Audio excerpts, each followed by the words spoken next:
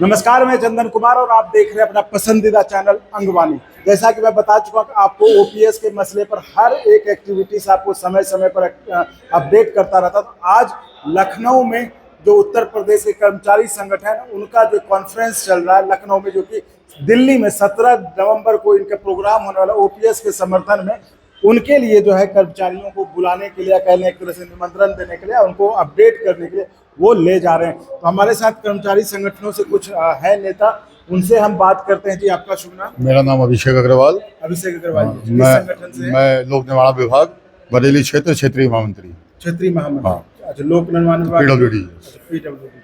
जी बताएं, आज का क्या था? आज की जो हमारे संयुक्त मोर्चा की सम्मेलन हुआ है उसमें आगामी तिथियों को होने वाले संघनाद रैली एवं 17 नवंबर को दिल्ली में जो कूच के लिए भारी कूच पूरे भारतवर्ष से ओपीएस के लिए, हमारी सिर्फ एक मांग ओपीएस, उसके लिए चर्चा हुई है। सभी को दिशा निर्देश दिए गए हैं, सारी कार्रवाई तैयार की गई हैं और पुरजोर तरीके से सरकार से ओपीएस की मांग की जा रही है। कितना कुछ होगा? कुछ इतना अधिक से अधिक होगा कि सरकार ने कभी सोचा भी नहीं होगा। तो 20 साल से आप लोग कह रहे हैं। नहीं, हम कह नहीं रहे हैं। पिछली बार भी आपने कूच देखा था, बहुत भयंकर कूच था, सरकार की चूल हिल गई थी। उसका सरकार ने लेकिन सरकार ने ओपीएस के समय से मांग ठीक है सर, बोल सकते हैं कोई ना, आप लोग भी बोल सकते हैं। हाँ सर, मैं जेपी सेठ, प्रदेश मीडिया प्रभारी, यूटेक उत्तर प्रदेश। और 17 नवंबर 2024 को दिल्ली में आयोजित रैली के लिए यहाँ पर चर्चा के लिए हम लोग एकत्रित हुए हैं।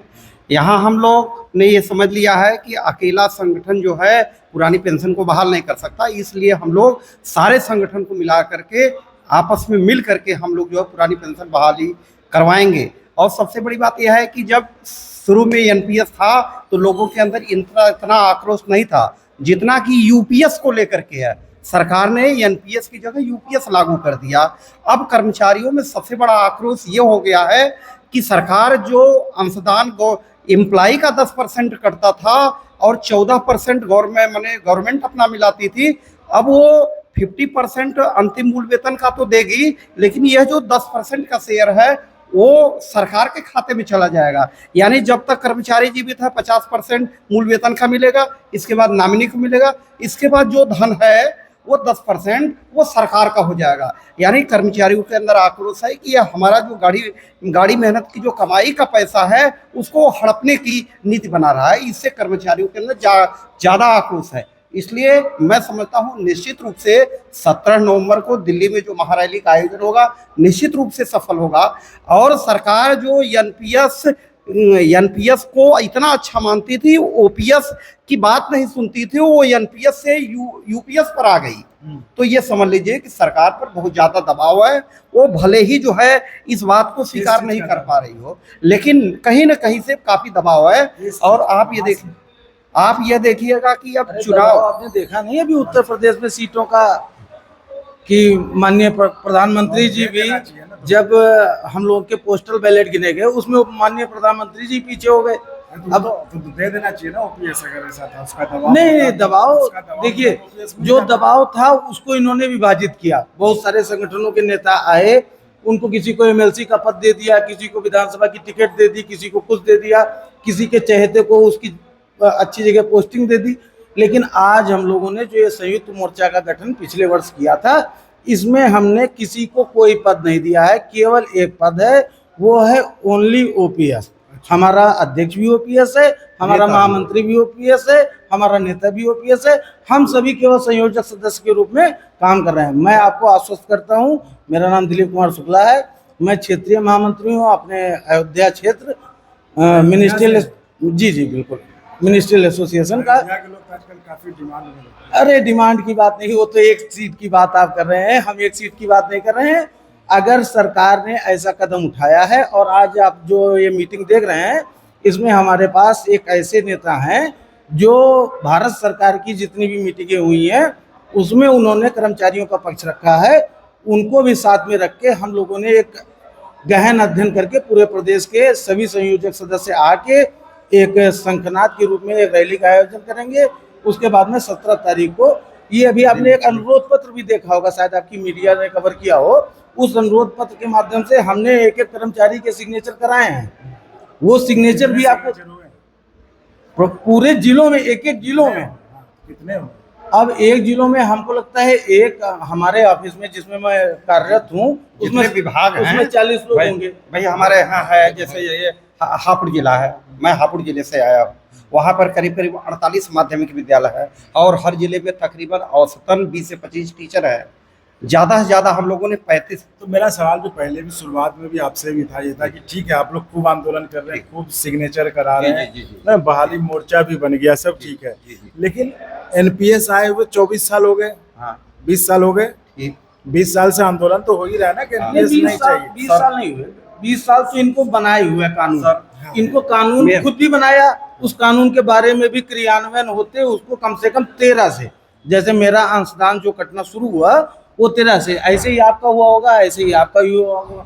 ये खुद भी इनको नहीं पता था कि हम करेंगे कैसे, आज भी ये नहीं समझ पा रहे हैं हम करेंगे कैसे। अब उसमें थोड़ा सा संशोधन करके इन्होंने कर्मचारियों को एक झुनझुना दिया है जो हिला रहा है। कुछ लोग उस झुनझुने को लेके बहुत अच्छी तरीके से झुला रहे हैं कि हमको मिल गया, जबकि वो नहीं जान रहे हैं कि जो ये गाड़ी कमाई हम लोगों से 10% ली जा रही है, जो गलत ली जा रही है, लेकिन उसको तो मिला, जो जिसको 10 साल पे पेंशन नहीं था अभी वो तो मिला। किसको पेंशन नहीं थी? पेंशन सबको थी। एनपीएस मतलब new pension scheme, new pension scheme के हिसाब से, न्यू पेंशन स्कीम के हिसाब से उसको पेंशन मिलती थी, किसी को 700 रुपए, किसी को 800। अब गारंटी पेंशन तो 10,000 कर दिया, लेकिन हाँ गारंटी तो 10,000 रुपया।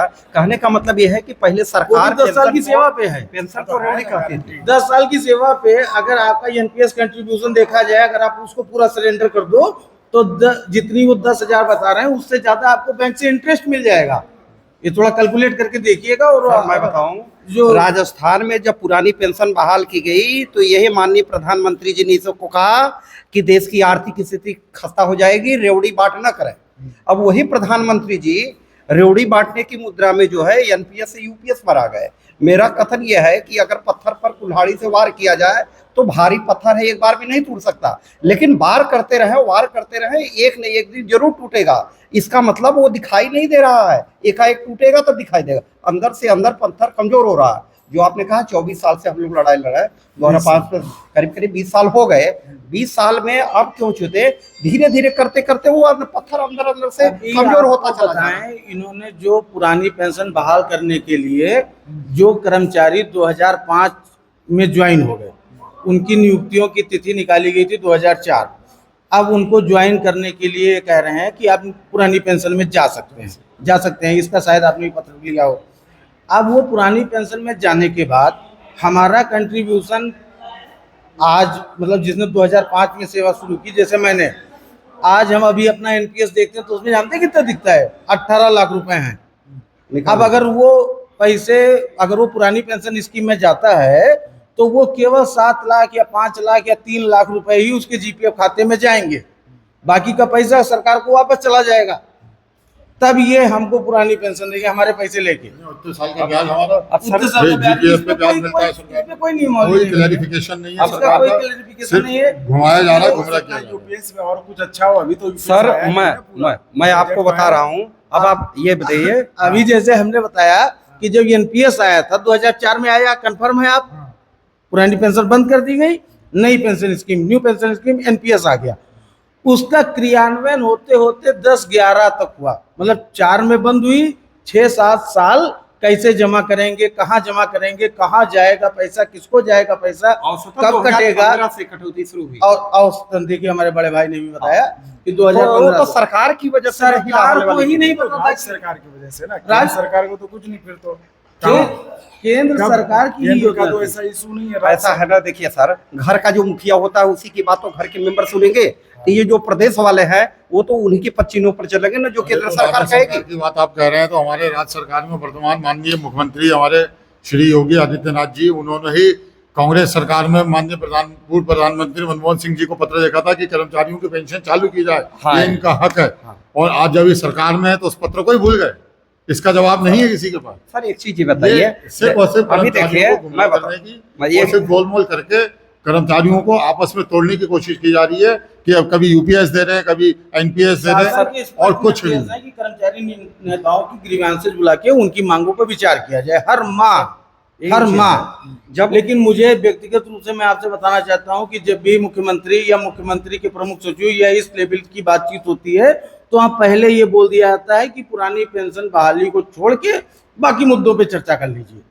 तो उसमें जिसमें चर्चा यही है जिसका अभी आप देखे भी होंगे, पेपर में भी पढ़े होंगे कि 2004 के पहले जिसका विज्ञापन था, पहले सरकार को ये जानकारी थी, लेकिन इतने समय बाद करीब 20 साल बाद अब जो है फैसला था, उसके बाद सुप्रीम कोर्ट के फैसले को कहाँ मान रही है। ये जो है अरुण जेटली साहब जो स्वर्गवासी हो गए, उन्होंने कहा कि सुप्रीम कोर्ट हमारे काम में दखलंदाजी न करे। वो तो सीधे सीधे आग दिखा देते हैं सुप्रीम कोर्ट को।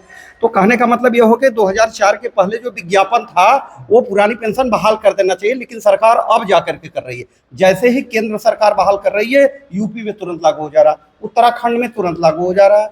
अब ये बताइए, मिनिस्ट्रियल, जुडिशियल, यहाँ पर पुरानी पेंशन बहाल कर दी गई, यानी कहने का मतलब यह है कि ढेर सारे जो विभाग हैं वहां पर पुरानी पेंशन बहाल कर दी जा रही है।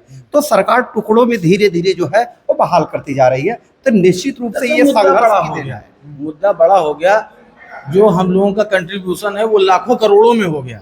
अब वो लाखों करोड़ों, भाई ये तो आपने सुना होगा कि वो बिक गया, ये बिक गया, वो बिक गया, सब बिक गया। तो ऐसे ही हमारा पैसा भी कहाँ है, ये हम लोगों के कागजे में दिखता है, एनपीएस में जो है। बाकी वो धरातल पे कहाँ है ये हमको पता नहीं है। तो इसी के लिए या तो श्री रामचंद्र जी जानते हैं या तो माननीय योगी जी और मोदी जी जानते हैं कि क्या मिलेगा। ओपीएस में देखिए जो चार्म था, मैं आपको बताऊं कि 10% जो कर्मचारी के हिस्से से कटौती होती थी, रिटायरमेंट के समय सारा पैसा एक मुश्त मिल जाता था। वेतन मिलती है तो आदमी घर, मकान, विवाह, शादियों में सारा काम पूरा नहीं कर पाता या कर्ज ले लेता है। तो ये सोचता है आदमी रिटायरमेंट के बाद जो एक मुश्त पैसा मिलेगा या तो घर बनवाएंगे या जिसका देनदारी है वो दे देंगे। अब ये 10% जब सरकार रख लेगी तो आदमी क्या लेकर के जाएगा, और जब पैसा नहीं रहेगा तो बीवी, बच्चे, बेटियां, कोई पूछने वाला नहीं। चलिए ये तो हो गया। अब ये बताइए कि अब मतलब दिल पे हाथ रखे थोड़ा सही से बताइए, क्या लगता है इतना आंदोलन से क्या मिलेगा? बिल्कुल मिलेगी। संघर्ष से क्या नहीं मिला, संघर्ष से हम आजाद हो गए। सर एनपीएस से यूपीएस पर आए। मैंने तो पिछले साल जब से ये मोर्चा बना है तब से मैं पूरे प्रदेश में घुमा हूँ, एक एक जनपद में मैंने रैलियां की हैं, एक एक जगह में गया हूँ। मैं आपको बता रहा हूँ कि अब ये हमारा आंदोलन नहीं है, आपका बच्चा भी पैदा होगा, उसको भी नौकरी करनी है।